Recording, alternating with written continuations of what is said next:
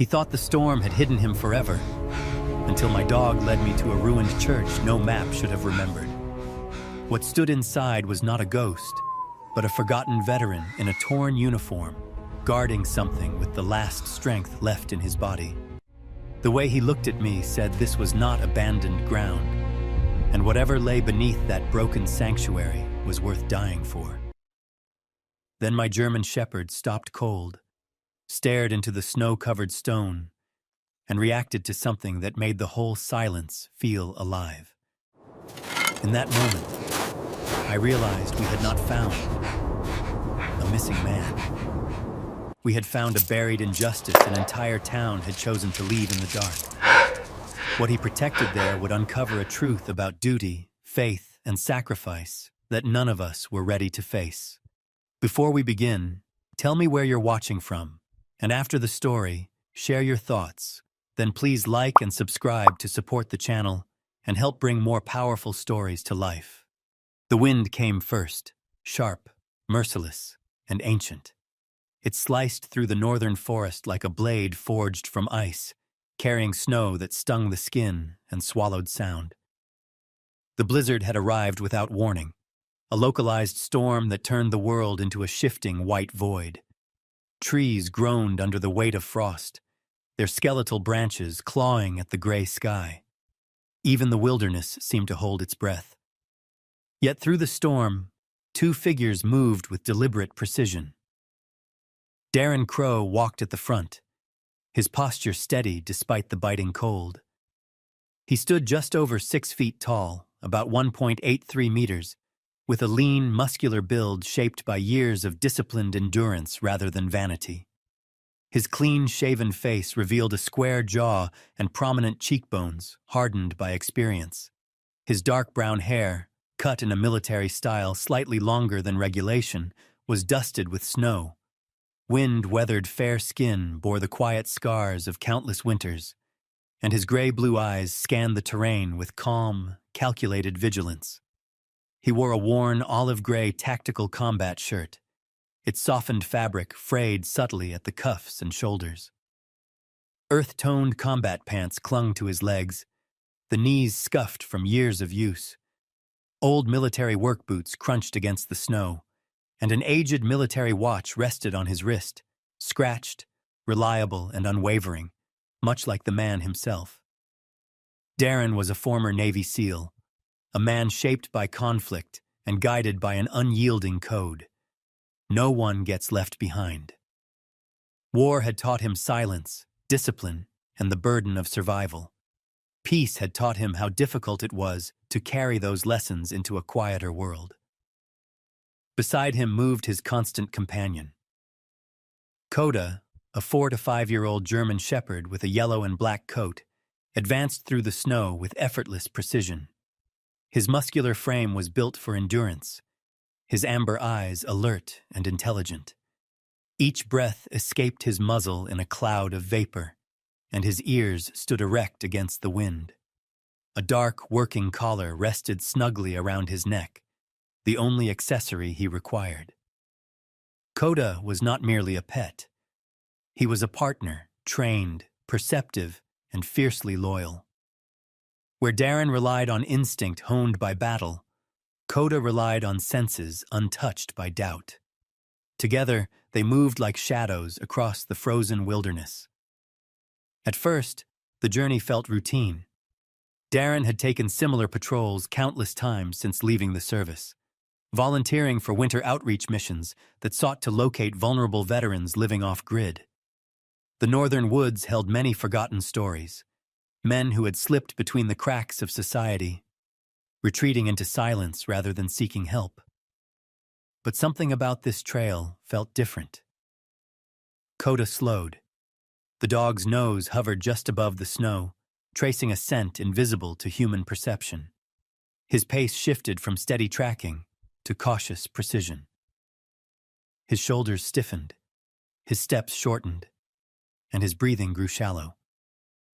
He raised his head, tasting the air rather than the ground. Darren stopped. He recognized the change immediately. This was not prey detection. This was alertness, high, controlled, and deliberate. "What is it, boy?" Darren murmured, his voice low beneath the howl of the storm. Coda did not bark.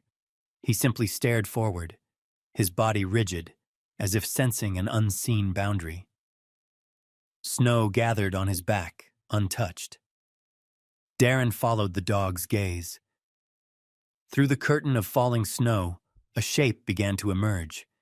At first, it appeared to be nothing more than a shadow, a distortion in the blizzard's endless white.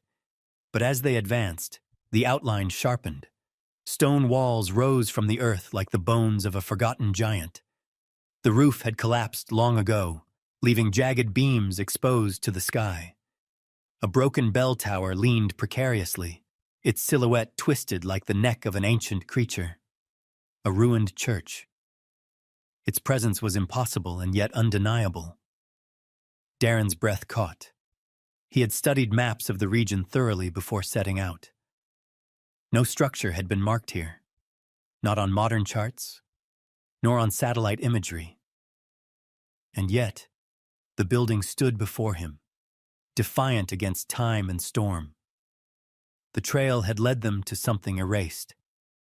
Snow swirled through the open nave, filling the hollow sanctuary. Weathered stone arches framed the sky, and shattered stained glass lay buried beneath layers of ice.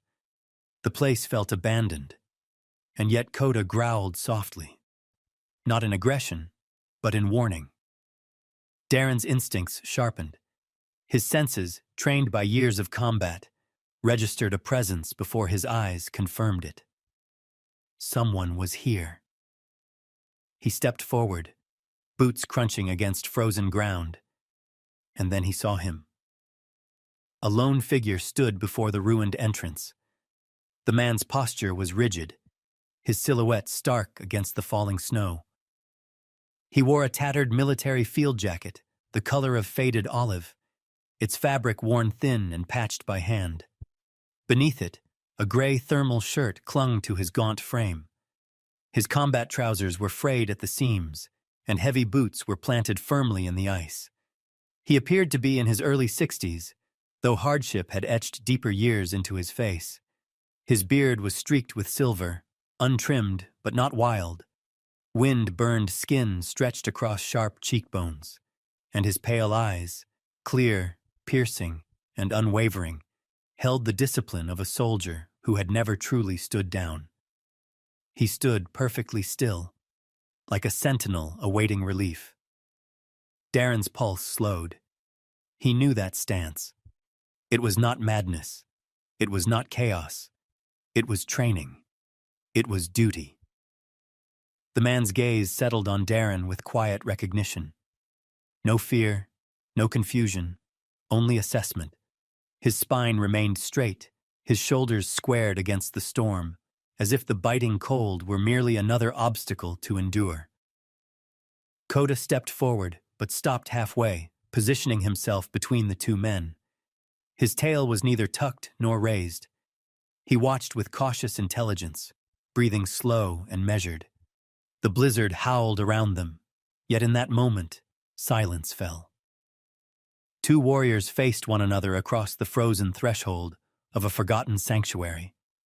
The stranger's cracked lips parted, and his voice emerged rough as frost-bitten steel. "You can come closer, Seal," he said, his tone calm and certain. "But this ground is still under protection." The words struck Darren like an echo from another life. He had not spoken his rank in years. A chill far colder than the wind crept beneath his skin. "How did you know?" Darren asked quietly. The man's gaze flicked briefly to Darren's stance, the angle of his shoulders, the way his hands hung relaxed yet ready. "You carry it," the stranger replied. "Same as I do." His voice bore no hostility, only weary conviction. Darren studied him more closely now. Beneath the frost and exhaustion lay unmistakable signs, the discipline in his posture, the steady cadence of his breathing, the instinctive awareness of distance and threat. This was no squatter. This was a soldier. My name is Darren Crow, Darren said at last, keeping his tone neutral. Former Navy SEAL. The man nodded once as though confirming a suspicion. Elias Vance, he answered. U.S. Army. Coda's ears twitched. Slowly, the German shepherd's tension eased. He stepped forward, sniffed the air, and released a soft exhale. Whatever threat he had sensed had passed. The dog sat between them, a silent mediator in fur and breath. Elias's expression softened almost imperceptibly. Good dog, he murmured. Snow gathered on his shoulders, unmoving. Darren's gaze drifted to the ruined church behind him. You've been here a long time. Elias did not turn. His eyes remained fixed on the shattered sanctuary. Long enough, he said quietly. Why stay? Darren asked. For a moment the storm seemed to fade. Elias's voice lowered, reverent and resolute. Because someone has to remember. The wind surged again, rattling broken stones and whispering through hollow arches like distant voices. Darren felt the weight of those words settle deep within his chest.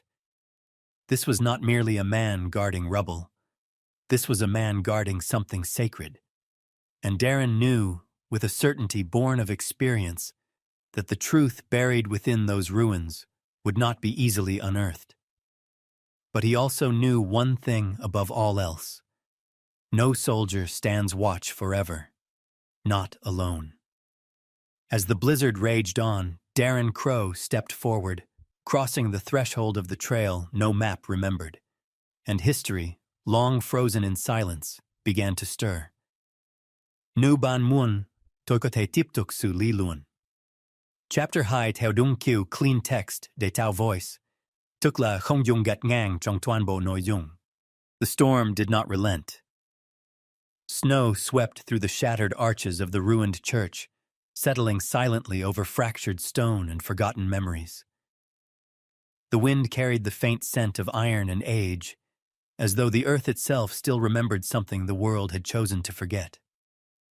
Darren Crow stood just beyond the threshold, his breath forming pale clouds in the frigid air.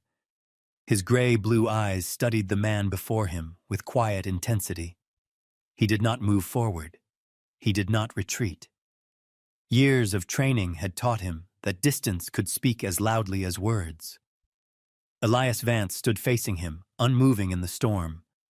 Though his military jacket was worn and patched, he held himself with unmistakable discipline. The rigid set of his shoulders, the careful placement of his boots, and the measured rise and fall of his breath spoke of a soldier who had never truly left his post. His gaunt face bore the harsh etchings of time and frost, silver threaded through his unkempt beard, and wind-burned skin stretched taut across his cheekbones. Yet his pale eyes were sharp, unwavering, and deeply aware. For a long moment neither man spoke. They did not need to. Recognition passed between them like a silent salute. It was there in the way Darren shifted his weight subtly, keeping his center balanced. It was there in the way Elias's gaze scanned not just the man, but the terrain around him. It was there in the unspoken respect of two survivors who understood the language of vigilance without translation. War had stripped them of many things, but it had given them this: the ability to recognize one another in silence. Coda stood between them. The German shepherd's golden black coat shimmered with frost as he watched both men carefully. At 4 to 5 years old, he was in the prime of his strength, his muscular frame poised yet calm. His amber eyes flicked from Darren to Elias, alert but unthreatening. His ears stood erect, and his tail hung still, not tucked in fear and not raised in aggression. He was not guarding. He was mediating. Coda took a single step forward and halted, positioning himself squarely between the two men. He did not growl. He did not bark. Instead, he exhaled softly, his breath misting in the cold. His presence formed an invisible boundary, transforming tension into fragile calm. Darren lowered his shoulders. Elias did the same. The storm continued to howl, but the confrontation had softened into something else. Something older and quieter. Understanding. "You trained him well?" Elias said at last, his voice rough from cold and disuse. Darren nodded slightly. "He trained me, too." A faint trace of humor flickered in Elias's eyes before disappearing beneath exhaustion. The wind swept through the broken nave, stirring fragments of shattered stained glass buried beneath snow.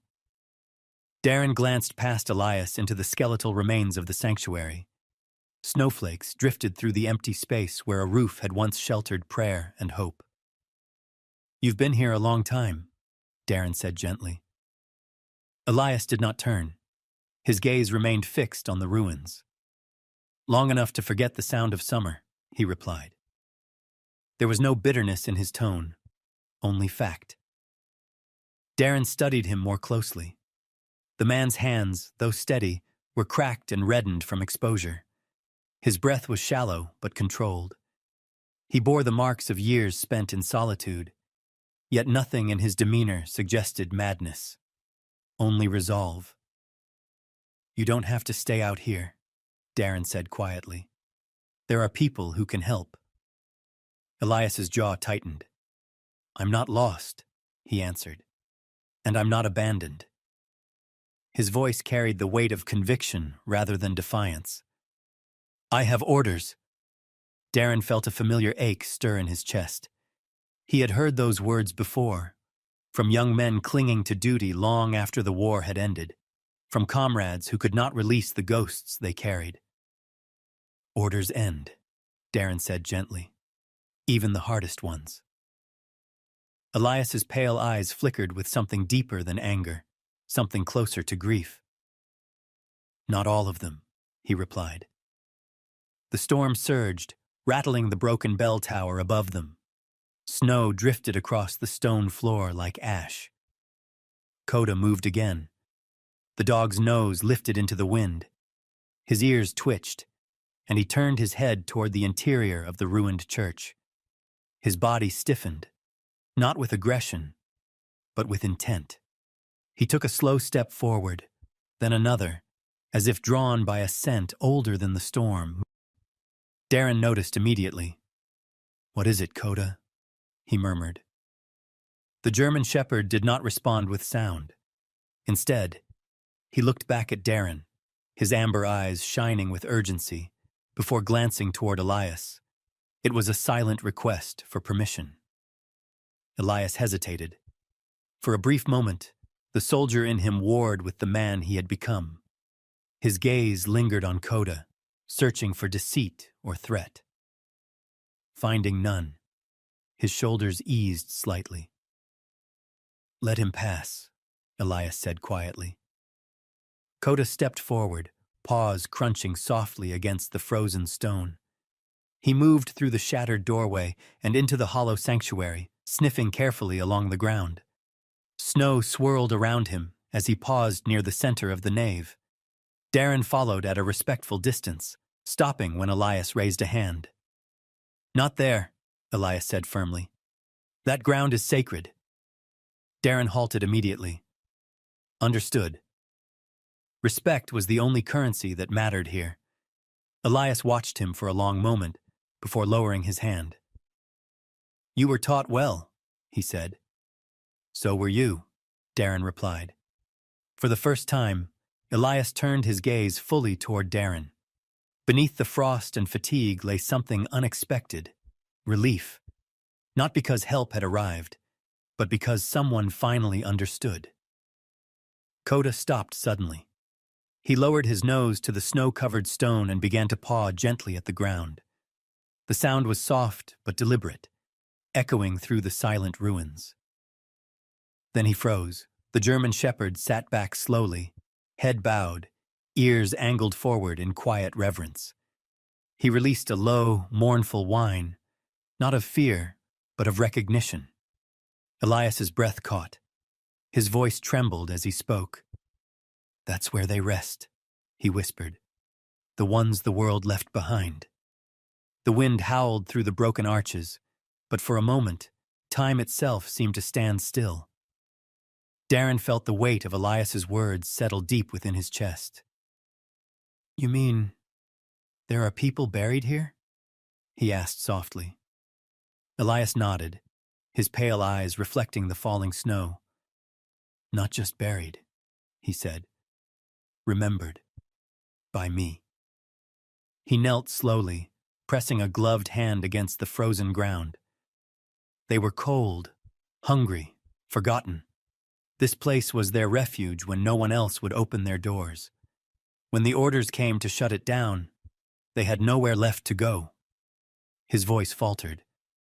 "I promised them they would not be erased." Darren felt the storm recede into silence. The ruined church no longer seemed empty. It felt inhabited by memory, by sacrifice, by the ghosts of injustice. "This isn't just a ruin," Darren said quietly. "No," Elias replied. "It's a sanctuary." Snow drifted across the stones like a shroud. Coda remained seated, his gaze steady, as though standing vigil with the old soldier. Darren looked at Elias with renewed understanding. He no longer saw a man clinging to delusion, but a guardian bound by honor. "Who were they?" Darren asked. Elias's eyes glistened, though no tears fell. "Veterans. The poor. The forgotten. People who had nowhere else to go. The town called them burdens." He paused. "I called them brothers." The wind carried his words into the night.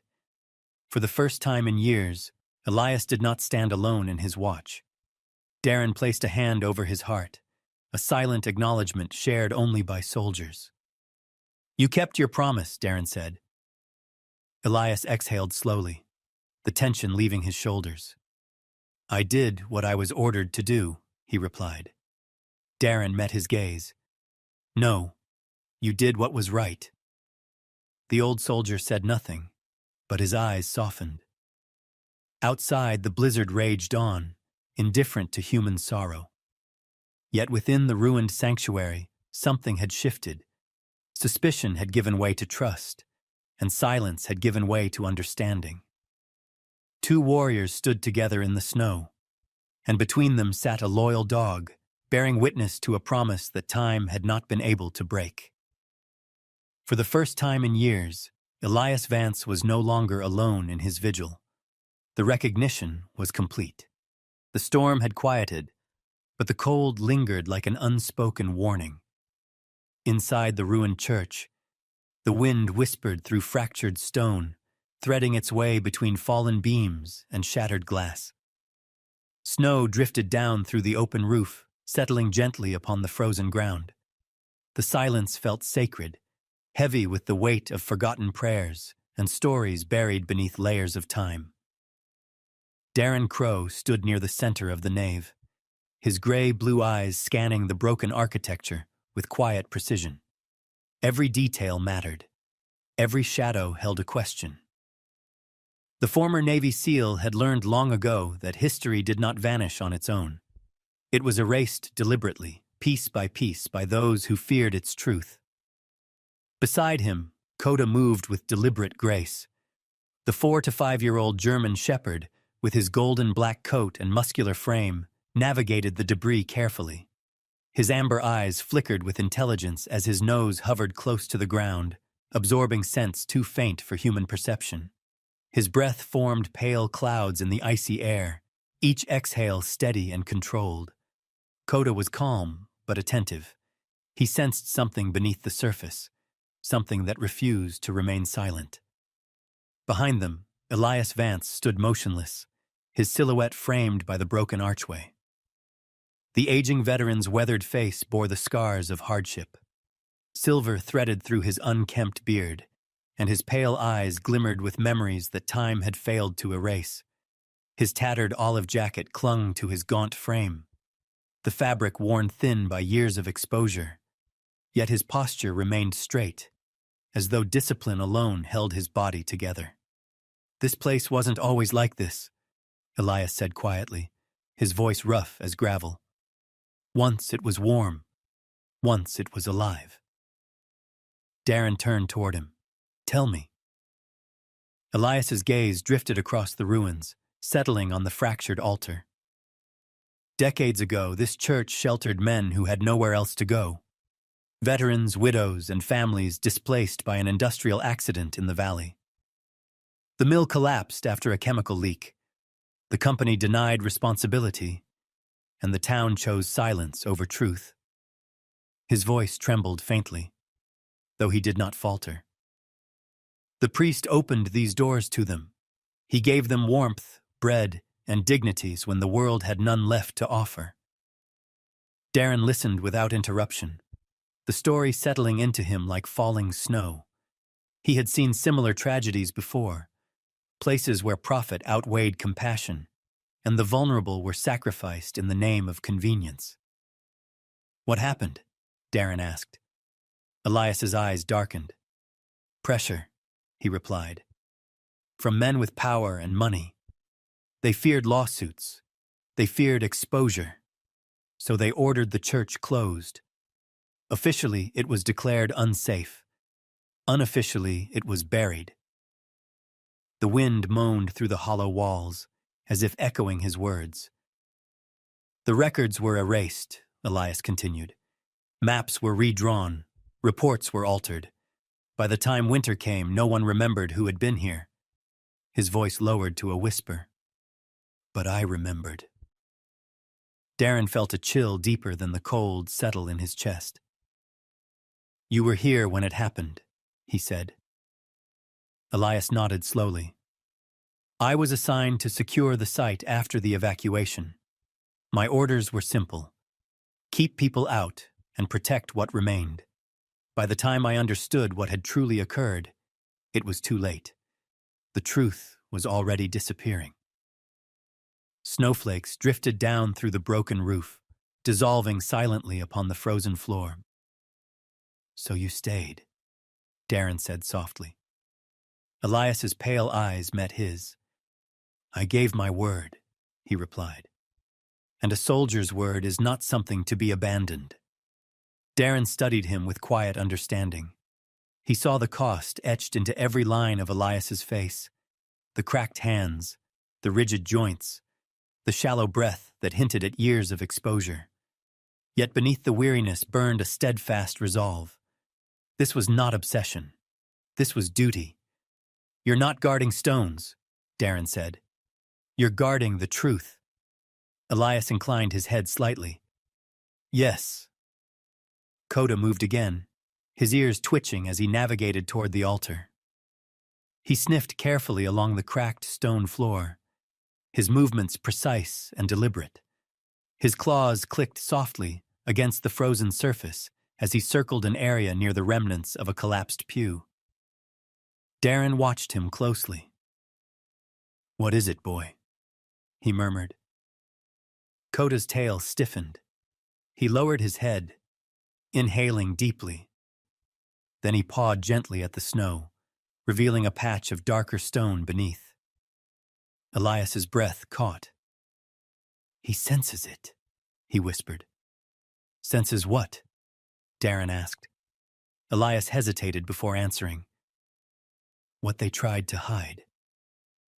Darren knelt beside Coda, brushing away the thin layer of snow. Beneath it lay a faint engraving etched into the stone. The lines were worn but unmistakable, a series of names carved with care and reverence. A memorial. As Darren cleared the frost from the surface, his gloved fingers struck something metallic embedded between the cracks. He paused. Carefully, he brushed away the ice to reveal a small, rusted lockbox hidden beneath a loose stone. Its hinges were frozen with age, but its presence was undeniable. Darren's pulse quickened. What is this? He asked quietly. Elias's eyes widened, reflecting both fear and recognition. I thought it was lost, he whispered. It contains the records, the proof that they tried to erase. The wind surged through the ruins, carrying a mournful echo that seemed almost like a sigh. Darren lifted the box gently. It was heavier than expected. Inside lay the truth. He did not open it. Not yet. Instead, he looked at Elias. "You protected this," Darren said. "All these years." Elias's shoulders trembled, though his voice remained steady. "I protected them," he replied. "Their names, their lives, their dignity. Without this, they would be nothing more than forgotten ghosts." Coda sat beside them, his amber eyes calm and watchful, as if standing vigil over the past. Darren rose slowly, holding the lockbox with reverence. The cold metal pressed against his palms, grounding him in the weight of its significance. "You were never just guarding a ruin," Darren said quietly. "You were guarding history." Elias nodded, a faint glimmer of relief softening his hardened features. "Yes." Snow drifted through the shattered roof, settling like a silent blessing upon the frozen sanctuary. The storm outside had begun to fade, but within the ruins the air felt charged with purpose. For the first time in decades, the truth had been found, not uncovered by chance, but by loyalty, by memory, by honor. Darren closed his fingers around the lockbox, his resolve unwavering. "What they buried here," he said softly, "will not remain hidden." Elias stood beside him, the burden of years etched into his weary frame, yet lightened by the presence of someone who understood. He was no longer alone, and beneath the silent witness of broken stone and falling snow, the forgotten voices of the past stirred once more. The truth had survived, and now it was ready to be remembered. The wind had softened into a low, mournful whisper by the time Darren Crow stepped outside the ruined church. Snow still drifted across the clearing, but the blizzard's fury had passed, leaving behind a brittle silence that seemed to echo with memory. The world lay frozen in pale gray light, untouched and solemn, as if reluctant to disturb what had been uncovered within those ancient stones. Darren adjusted his worn military watch and glanced at the horizon. The storm clouds were breaking, revealing a faint glimmer of pale winter sunlight. Time was moving again. Inside the sanctuary, Elias Vance remained where he had stood for years, his gaunt figure silhouetted against the fractured altar. He was not a madman guarding rubble. He was a soldier guarding the past. And soldiers, Darren knew, did not abandon their posts lightly. But Darren also understood something Elias did not. Some missions were not meant to be carried alone. Darren stepped back inside. Snowflakes followed him through the open doorway, dissolving silently against the cold stone floor. Coda, the golden-black German shepherd, lifted his head as Darren approached. The 4 to 5-year-old dog lay calmly near Elias, his amber eyes alert yet gentle. His presence radiated quiet reassurance, a silent promise that neither man stood alone. Darren knelt beside his pack and retrieved a small satellite phone. Its surface was scratched from years of use, but it remained reliable. He powered it on, shielding it from the cold with gloved hands. Elias watched him carefully. "You're calling the authorities," Elias said, not accusingly, but with weary certainty. "No," Darren replied, "not the authorities." He met the old soldier's gaze. "I'm calling people who understand." Elias's expression hardened, uncertainty flickering behind his pale eyes. "Understand what?" "The difference between a man who's lost his way and a man who kept his word," Darren said quietly. For a long moment, Elias said nothing. Then he nodded once. Darren stepped away to place the call. The signal crackled as it connected. A gruff but steady voice answered on the second ring. "This is Mercer." "Ben," Darren said. "It's Crow." There was a pause followed by recognition. "Well, I'll be damned. You don't call unless it matters. What have you found?" Darren glanced toward Elias and lowered his voice. A veteran. Army. Late 60s. He's been living off-grid for years, guarding a historical site connected to a suppressed local tragedy. He's not a threat. He's a sentinel. Another pause. Is he stable? Ben Mercer asked. Yes, Darren replied. But he won't leave. Not without the right words. Ben exhaled slowly. Send me the coordinates. I'll assemble a team. Give us a few hours. Thank you, Darren said. Don't thank me, Ben replied. We're just answering the call. The line went silent. Darren pocketed the phone and returned to the sanctuary. Elias had not moved, but his eyes searched Darren's face with quiet scrutiny. They're coming, Darren said. Who? Elias asked. Brothers, Darren replied simply. Elias studied him for a moment before nodding. Then I'll wait. The hours passed in stillness. Darren shared his rations, compressed protein bars, and a flask of hot coffee preserved in a thermal container. Elias accepted them with hesitant dignity, his gloved hands trembling slightly as he drank. The warmth seemed to bring color back to his frost-bitten skin. You didn't have to stay, Elias said quietly. Yes, Darren answered. I did. Coda shifted closer, resting beside Elias. The dog's steady breathing offered a quiet comfort that words could not provide. Elias hesitated, then gently placed a hand on the German shepherd's head. The simple gesture carried years of unspoken loneliness. I used to have a dog, Elias murmured. Back when I first returned home. He waited for me every day, loyal to the end. What happened to him? Darren asked softly. Elias's gaze drifted toward the broken altar. He died before the winters began, he said. Sometimes I think he was the lucky one.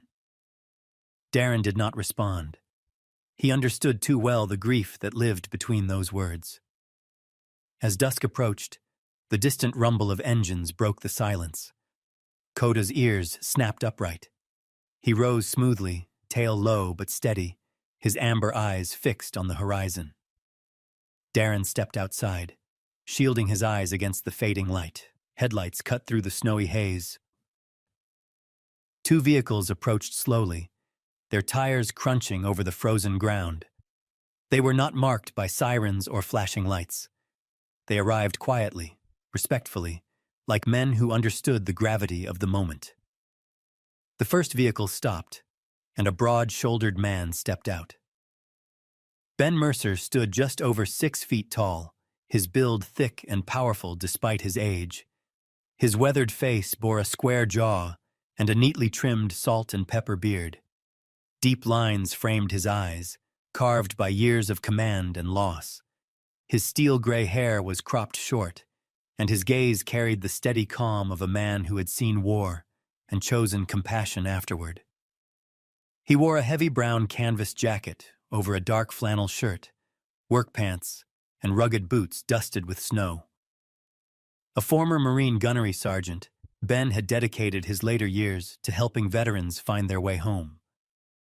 Behind him emerged a woman in a Navy winter paramedic jacket. Lena Ortiz moved with efficient grace, her posture straight and purposeful. In her mid-30s, she stood around 5 feet 6 inches tall, with an athletic build shaped by years of emergency service. Her dark hair was tied back in a low ponytail, and her warm, olive-toned skin contrasted against the cold. Intelligent brown eyes studied the surroundings with calm professionalism. She carried a medical bag slung across her shoulder. Former Army medic, Ben said quietly. Best in the field. Darren nodded. Glad you're here. They entered the ruined church together. Elias Vance stood waiting.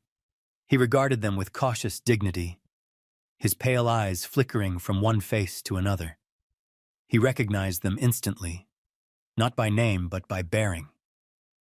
Soldiers. Ben removed his gloves and stepped forward slowly. Elias Vance, he said. United States Army. I'm Ben Mercer, United States Marine Corps. Retired. Elias straightened instinctively. Semper Fidelis, he said. Ben's lips curved into a faint smile. Always faithful. Lena remained respectfully behind them, allowing the veterans to speak first. She observed Elias carefully, noting the signs of hypothermia, dehydration, and exhaustion. Her expression softened with compassion. We're here to help, she said gently. Elias's gaze shifted to Darren. You brought them, he said. I brought those who understand, Darren replied. The sanctuary fell silent. Elias's voice trembled slightly as he asked, If I leave, who will stand watch? Darren stepped forward, his gray-blue eyes unwavering. He spoke with quiet authority. Your post isn't being abandoned. It's being relieved. The words hung in the cold air, resonating with a truth deeper than duty. Elias closed his eyes. For the first time in decades, the weight of his vigil began to lift. Slowly, he nodded. Ben placed a steady hand on his shoulder. You've done enough, soldier. It's time to come home. Elias's voice was barely a whisper. I never thought I would hear those words. Lena stepped forward gently, wrapping a thermal blanket around him. Let us take it from here. Coda approached, pressing his warm body against Elias's side. The old soldier rested a trembling hand on the dog's head, drawing strength from the simple gesture. The watch was over. Outside, the storm clouds parted, revealing a narrow band of golden light along the horizon. Snow glimmered like scattered diamonds beneath the fading sun. For the first time in years, Elias Vance stepped away from the ruins, not as a deserter, but as a soldier honorably relieved of duty. And as he crossed the threshold, he did not look back. He did not need to. He was no longer alone. The cold no longer felt like an enemy. As Elias Vance stepped away from the ruined church, the snow beneath his boots seemed lighter, less defiant. For decades, he had stood as its final sentinel, guarding memories that the world had abandoned. Now, each step forward felt uncertain, as though he were learning to walk again, not as a watchman, but as a man returning from exile. He trembled, but not from the winter air. The words Darren Crow had spoken still echoed in his mind, settling into his soul with the quiet authority of truth. They had granted him something he had not allowed himself to possess in years: permission to rest without dishonor, the right to stand down. Ben Mercer walked beside him, steady and reassuring. The former Marine's broad frame shielded Elias from the wind as they made their way toward the waiting vehicles. His weathered face, marked by deep lines and a neatly trimmed salt and pepper beard, held the calm assurance of a man who had guided many lost soldiers back to safety. His presence radiated quiet strength, the kind forged in war and tempered by compassion. Behind them, Lena Ortiz carried her medical kit, her movements efficient and precise. In her mid-30s, she possessed an athletic build and purposeful stride. Her dark hair is tied back neatly, revealing warm brown eyes that balanced professionalism with genuine empathy. As a former Army medic, she understood both the fragility and resilience of the human spirit. Coda padded faithfully at Elias's side. The 4 to 5-year-old German shepherd moved with silent grace, his golden black coat dusted with snow. His amber eyes watched Elias closely, as if ensuring the old soldier would not falter. When Elias stumbled slightly, the dog instinctively leaned against him, offering warmth and balance. Elias rested a trembling hand on Coda's head. "Thank you," he whispered, his voice breaking. It was unclear whether he spoke to the dog, to Darren, or to the ghosts he had guarded for so long. Darren followed close behind, carrying the rusted lockbox retrieved from beneath the church floor. Its weight felt heavier than iron. It carried decades of silence, sealed within its corroded hinges. Snowflakes melted against its surface as he held it carefully, as one might carry a relic. At the threshold of the clearing, Elias stopped. He turned slowly, his pale eyes drifting back toward the shattered silhouette of the ruined church. For a moment, time seemed suspended between past and present. The wind whispered through the broken arches. Elias straightened his shoulders and raised his hand in a final salute. "Rest now," he murmured. Then he lowered his arm and walked forward without looking back. The last guard had been relieved. The journey away from the ruins was slow but deliberate. Elias was guided into the warmth of the vehicle, wrapped in thermal blankets by Lena's steady hands. She checked his pulse and breathing with practiced efficiency. "You're safe now," she said gently. Elias nodded faintly, though his eyes betrayed disbelief. "I had almost forgotten what warmth felt like," he admitted. Ben closed the door softly. "You won't forget again." As the vehicles drove through the snow-covered forest, Darren sat beside Elias, the lockbox resting securely in his lap. Coda lay at their feet, his steady breathing filling the quiet space with comfort. Outside, the storm faded into memory. Inside, silence gave way to healing. Hours later, the convoy arrived at a modest veterans outreach center, nestled on the outskirts of a small northern town. Warm light glowed from its windows, casting a golden welcome into the night. Snow clung to the roof, and a wooden sign near the entrance read in simple lettering, "Veterans Transition Center." The doors opened before they could knock. A middle-aged man with kind eyes and silver-streaked hair stepped forward. He was of average height, with a sturdy build softened by age. His name was Thomas Hale, the facility's caretaker, a former Navy corpsman whose years of service had instilled in him a gentle, unwavering compassion. "Welcome home," Thomas said softly. Elias hesitated at the threshold. The word home struck him harder than any winter wind. Inside, warmth wrapped around him like an embrace. The scent of coffee filled the air, mingling with the quiet murmur of conversation. A fire crackled in the hearth, casting flickering shadows across walls lined with photographs of men and women in uniform. Some smiled, some did not. But all were remembered. A few veterans gathered in the common room looked up as Elias entered. Their faces bore scars, both visible and hidden, men shaped by service and survival. One by one, they rose to their feet. No one saluted. No one spoke. Yet in their steady gazes was an unspoken acknowledgement. "Brother." Elias's eyes shimmered as he lowered himself into a chair. A steaming mug of coffee was placed gently in his hands. He held it as though it were something sacred. "I never thought I would see a place like this again," he whispered. "You always had a place," Ben replied quietly.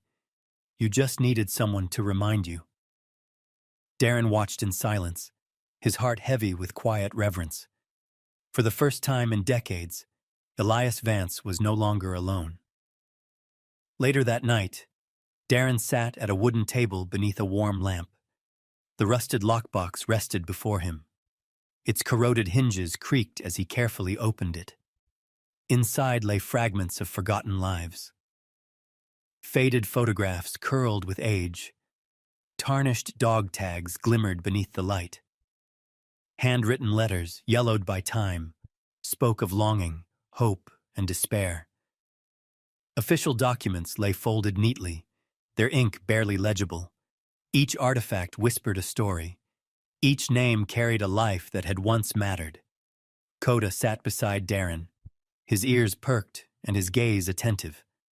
The dog's quiet presence lent the moment a sense of solemn guardianship. As Darren examined the documents, his eyes settled on a sealed envelope marked confidential. He broke the brittle seal with careful hands. Inside was an official report bearing the insignia of a local authority long dissolved. Typed lines revealed altered dates, falsified safety assessments, and signatures from individuals who had profited from the church's closure. Darren's expression hardened. This was no accident. It was deliberate. He looked up slowly, the weight of truth pressing against his conscience. The tragedy had not merely been forgotten. It had been buried, and someone had ensured it stayed that way. Darren closed the folder gently, his resolve firm. The truth would not remain hidden. Across the room, Elias slept in a bed for the first time in years. Clean sheets replaced frozen stone, and warmth replaced the howl of the wind. His weathered face appeared peaceful in the soft glow of lamplight. A man who had slept with snow and silence now rested in safety. The watch was over, but the mission had only begun. The truth did not arrive with thunder. It came quietly, like dawn slipping through the cracks of a long, sealed room. Within days, whispers began to circulate through the small northern town. At first, they were cautious and uncertain, carried between cups of coffee and hushed conversations in grocery store aisles. Then came the murmurs in church pews, the uneasy glances exchanged at town hall, and the tremor of recognition in the eyes of those who had once chosen silence. The story of the ruined church had resurfaced, and with it, the weight of a past no one could claim to have forgotten entirely. At the Veterans Transition Center, Darren Crow stood by the window, watching snow melt slowly beneath a pale winter sun. The lockbox rested on the table behind him, its contents carefully catalogued.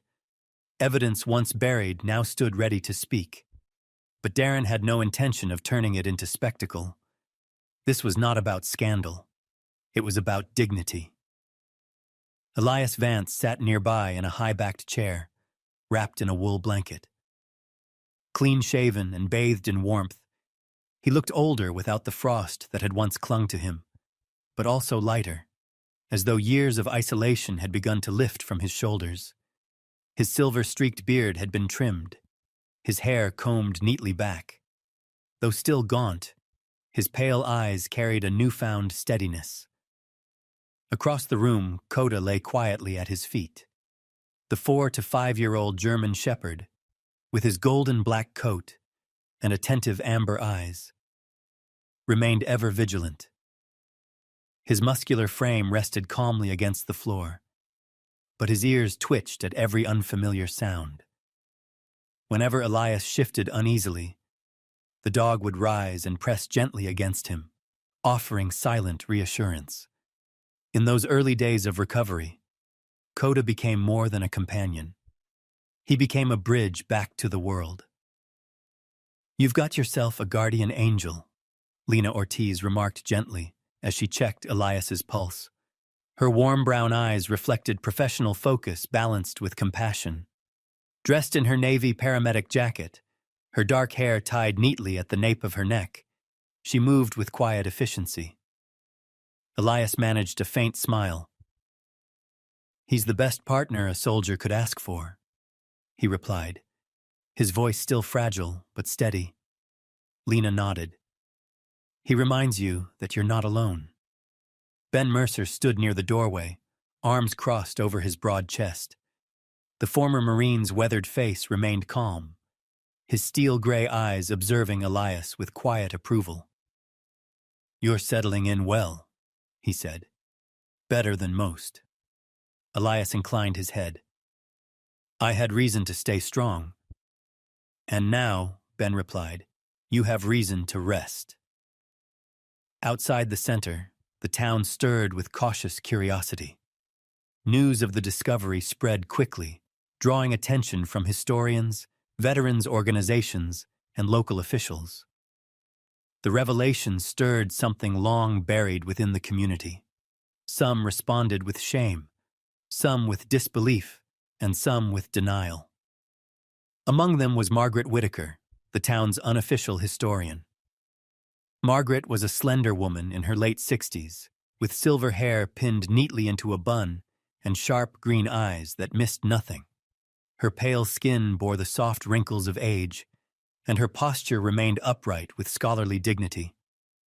She wore a long charcoal coat and carried a leather-bound notebook that had accompanied her through decades of research. When she arrived at the Veterans Transition Center, she removed her gloves carefully, as though preparing to handle something sacred. "I remember hearing whispers about the church when I was a girl," she confessed softly. "My father told me never to ask questions.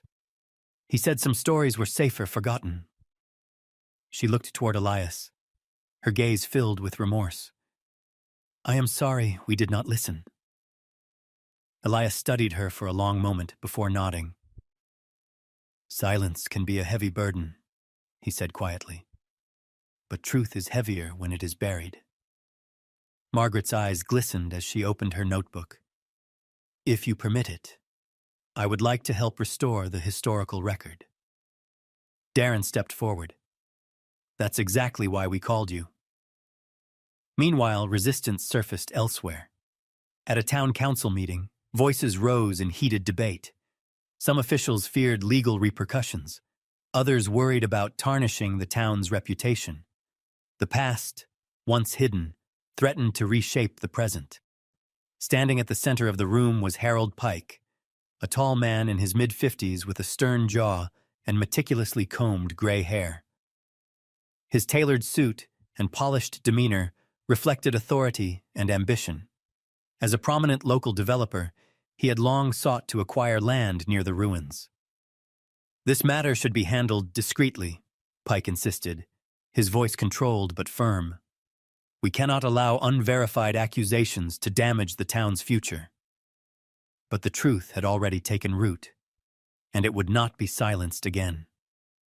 Back at the center, Elias continued his recovery.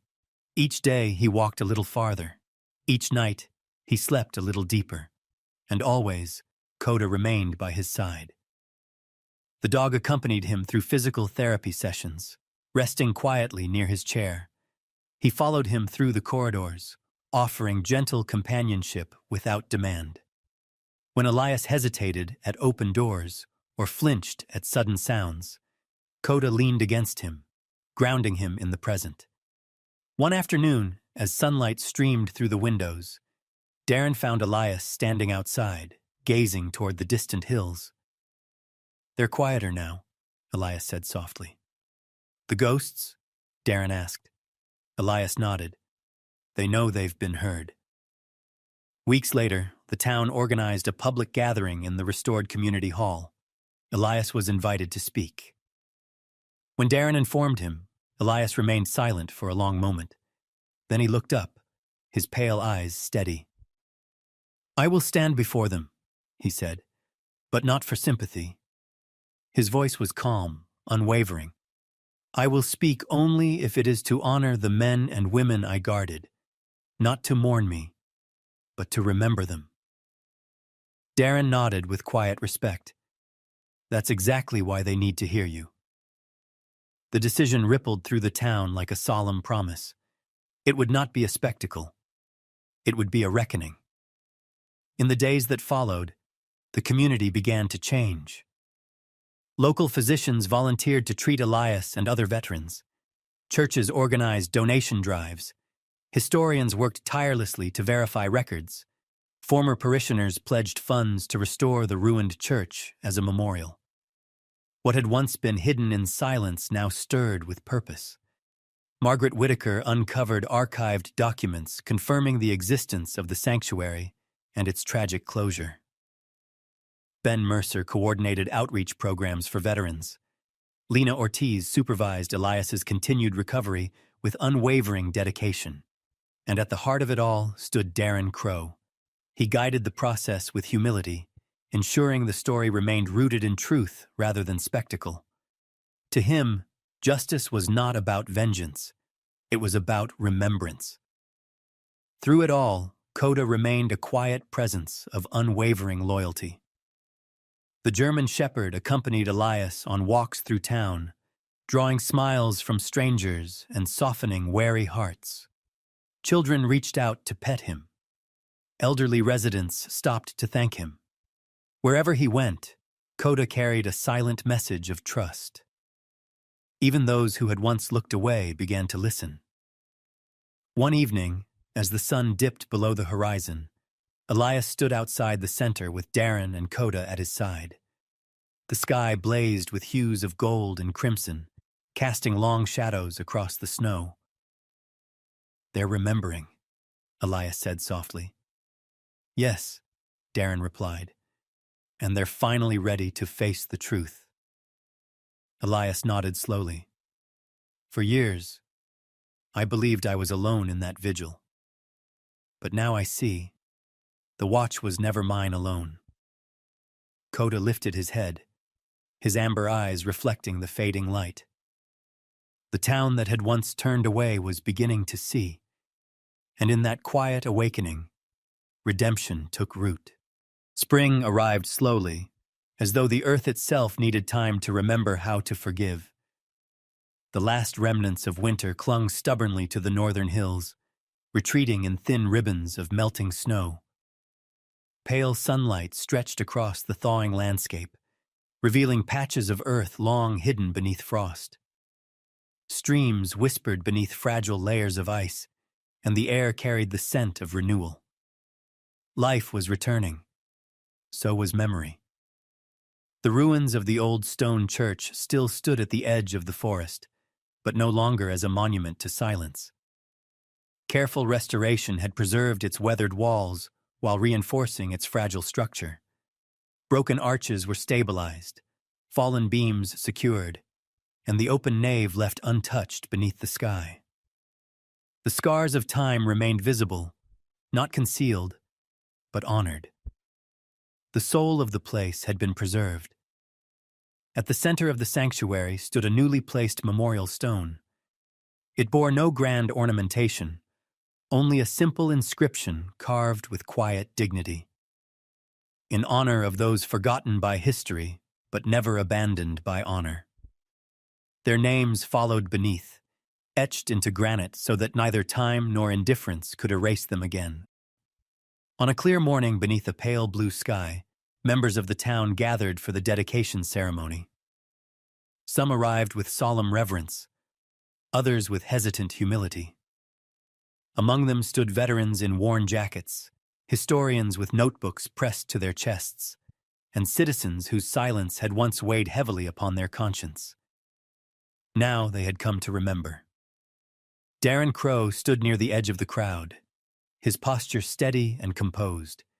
At 6 feet tall, with a lean, muscular build and weathered features, he appeared as he always had, calm, vigilant, and resolute. His gray-blue eyes reflected the quiet satisfaction of a mission completed with integrity.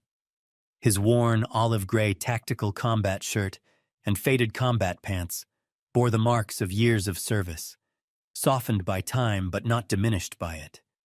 Beside him sat Coda. The 4 to 5-year-old German shepherd watched the gathering with serene alertness. His golden black coat gleamed in the morning light, and his amber eyes remained watchful yet gentle. His ears flicked at the murmurs of the crowd, and his tail rested calmly against the grass. No longer standing in the snow, he now stood as a silent guardian of peace. Not far away, Elias Vance prepared to step forward. He had changed. The gaunt, frost-bitten sentinel who once guarded the ruins had become a man restored to dignity. Though still slender with age, his posture remained upright and disciplined. His silver hair was trimmed neatly, and his beard was groomed with care. Deep lines marked his weathered face, but his pale eyes now carried warmth rather than isolation. He wore a simple charcoal suit provided by the Veterans Transition Center, the fabric modest yet dignified. On his lapel rested a small American flag pin, a symbol not of rank, but of service. He was no longer the forgotten guardian of a crumbling sanctuary. He was a voice for those who had been silenced. Nearby stood Margaret Whitaker, the town historian. Her silver hair was gathered into a precise bun, and her slender figure was wrapped in a tailored navy coat. She clutched a leather-bound journal containing the restored records she had painstakingly verified. Her sharp green eyes shimmered with pride as she observed the ceremony. "This is how history is meant to be remembered," she whispered to Darren. "With truth, not shame." Darren inclined his head. "And with honor." Standing beside Margaret was Thomas Hale, the gentle caretaker of the Veterans Transition Center. The former Navy corpsman wore a brown wool coat and a warm, reassuring smile. His calm presence reflected years of tending to wounded bodies and weary souls. Ben Mercer stood near the memorial stone, his broad shoulders squared and his salt and pepper beard trimmed neatly. The former Marine's stern features softened with pride as he watched Elias approach. Lena Ortiz stood beside him, her dark hair pulled back, her Navy paramedic jacket replaced with a simple gray coat. Her compassionate brown eyes shone with quiet satisfaction. They had not merely answered a call, they had brought a brother home. The crowd fell silent as Elias stepped forward. For a moment he hesitated. Coda rose from his place and walked toward him, stopping at his side. The German shepherd looked up, his amber eyes steady and reassuring. Elias placed a gentle hand on the dog's head, drawing strength from the silent bond they shared. Then he turned to face the gathering. Before speaking, Elias removed a folded slip of paper from his pocket. The document, yellowed with age, trembled slightly in his hand. "These are the names," he said softly. His voice carried across the quiet sanctuary, firm yet reverent. "The names of those who were never meant to be forgotten." As he read them aloud, a breeze swept through the open arches, stirring the air like a whispered benediction. For a fleeting moment, it felt as though the past itself had gathered to listen. No one moved. No one spoke. But many wept. When he finished, Elias folded the paper carefully and placed it within the memorial stone's protective case. "They stood in silence," he said, "and for too long, the world stood silent with them. Today we remember. Today we bear witness." The crowd bowed their heads. The weight of history lifted, carried into the light. Applause followed, not loud or triumphant, but solemn and sincere, a promise fulfilled. In the months that followed, the restored sanctuary became a place of reflection and healing. Visitors arrived from neighboring towns to pay their respects. Veterans gathered there in quiet solidarity, sharing stories beneath the open sky. Candles flickered against the ancient stone, illuminating names once lost to time. The town that had once looked away now stood in remembrance. Elias found a new purpose at the Veterans Transition Center. No longer a solitary sentinel, he became a mentor to those struggling with isolation and trauma. His voice, once confined to the wind, now offered guidance and solace. "You are not alone," he would tell them. "You never were." His words carried the weight of lived truth. Coda often rested at his feet during these sessions, offering silent comfort to those who needed it most. Veterans who hesitated to speak found themselves opening up under the dog's gentle gaze. In time, Coda became as beloved as Elias himself. Together, they helped others step out of the shadows. One evening, as the last traces of winter melted into streams of silver water, Darren returned to the memorial. He stood beside Coda, gazing at the inscription etched into stone. The setting sun cast a golden glow across the sanctuary, bathing it in quiet reverence. Elias joined him, his footsteps measured and steady. "It's beautiful," Elias said softly. "It always was," Darren replied. "Now the world can finally see it." They stood in silence, watching as the light of day softened into dusk. "There are rescues," Darren said quietly, "that don't require helicopters or gunfire." Elias nodded. "And some battles," he added, are won simply by refusing to forget. Coda sat between them, his amber eyes reflecting the fading light. For a moment, the world felt whole. As the sun dipped below the horizon, Darren placed a hand gently against the memorial stone. "We see you now," he whispered. The wind carried his words through the open arches, across the hills, and into the quiet embrace of eternity. Some heroes do not stop serving. They simply keep standing in the dark until someone comes to relieve them. Sometimes, a miracle does not look like fire from heaven or a voice in the clouds. Sometimes, it looks like a loyal dog, a wounded man who refuses to give up, or a stranger who arrives at the exact moment God knows someone can no longer stand alone. Maybe that is how God still moves among us every day, quietly, gently, and powerfully, through compassion, timing, mercy, and the courage to see the people the world has forgotten. In everyday life, many people around us are carrying silent pain, hidden grief, and battles no one else can see. A small act of kindness, a moment of patience, a hand reached out in love, or simply choosing not to look away may be the very miracle God uses to change a life. We may never know how much one word, one prayer, or one act of mercy can mean to someone standing in the dark. If this story touched your heart, please share it with someone who may need hope today. Leave a comment and tell us where you are watching from, or tell us what part of this story stayed with you the most. And please subscribe to the channel so we can keep bringing you more stories of faith, courage, healing, and hope. May God bless every person watching, protect your family, strengthen your heart, guide your steps, and fill your home with peace, comfort, and light.